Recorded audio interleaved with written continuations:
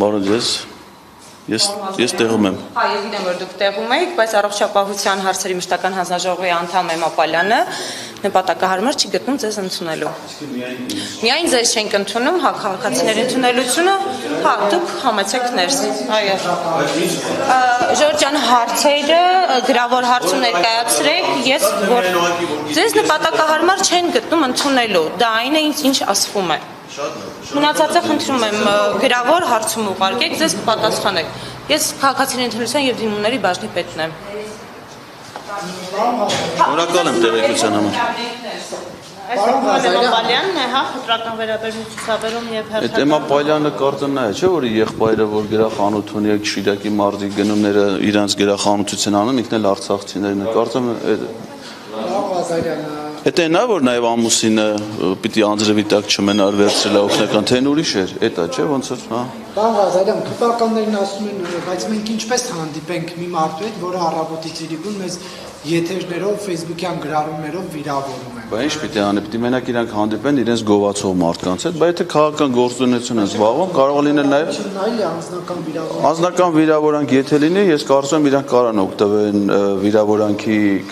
քաղաքացիական իրավակարգավորումներից, դրանից ի դեպ անխնա օգտվում է ազգային ժողովի նախագահ Ալեն Սիմոնյանը եւ որտեղ որ ինքը համարում է, որ իրեն վիրավորել են,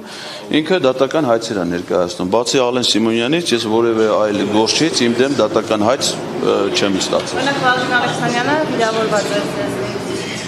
ասում է դա հրավիրելու ձեր չէ։ Վահագն Ալեքսանյանը Պետրոս Ղազարյանի մոտ հարցազրույցի է եղել, որի կապակցությամբ Ղազարյան versus Ղազարյանի հատուկ թողարկումը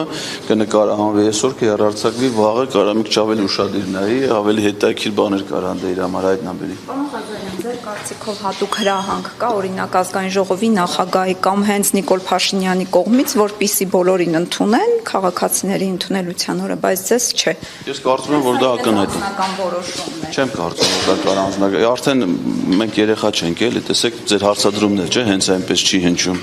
Ակնհայտ է, որ սա ուղղորդված է, այսինքն միայն քաղաքացիական պայմանագիր խմբակցության падգամավորները պիտի չընդունեն միայն Էդգար Ղազարյան։ Տեսեք, երկու ընդունելություն է այսքան ժամանակ կայացել, մեկը եղել է Հայաստան խմբակցությունից падգամավոր, մեկը խմբակցության կազմի մեջ չընդգրկված падգամավոր։ Մի ընդունելության ես չեմ կարողացել գալ, որովհետև դատական նիստի եմ եղել, հնարավոր չեղավ գալ։ Մնացած բոլորը, որտեղ որ ԿՊ-ից են եղել, կամ ազգային ժողովի փոխնախագահները կամ հանձնաժողովի անդամները իրենք դա կարծում եմ որ միասնական մոտեցումը որոշվում է, բայց կապ չունի, դա չի նշանակում որ ես վաղը չեմ գալու։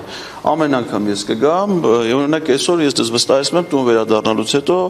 հաղորդում գլխավոր դատախազին Էմմա Պալյանի մասով անպայման լինելու է։ Ժամանակի Նիկոլ Փաշինյանն էր ասում Հայաստանում 3 միլիոն վարչապետ կա։ Իրենք պետք է որոշեն Սա ի դեպ ասեմ, բացի դրանից, որ իրենք իրաց բոլոր խոստումներից են հրաժարվել նաև քաղաքացու նկատմամբ վերաբերմունքից, սա նաև աննախադեպ է ընդհանրապես քաղաքացի պետության հարաբերություններում։ Ես ինքս մարզպետ եմ եղել եւ մենք քաղաքացիների ընդունելության օր ունեինք։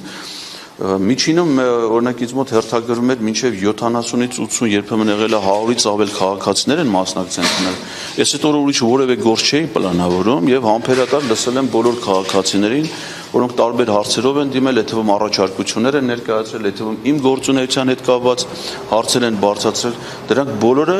ոչ միայն քաղաքացիները արժանանում են ընդունելության, դա մեր պարտականությունն է, այլև նրանց բարձրացրած հարցերը պետք է սահմանված կարգով ընթացք տան։ Դա իրենց պարտականությունն է, այսինքն սա նաև պարտականությունների կատարումից խուսափում է, ինչը որ աննախադեպ է։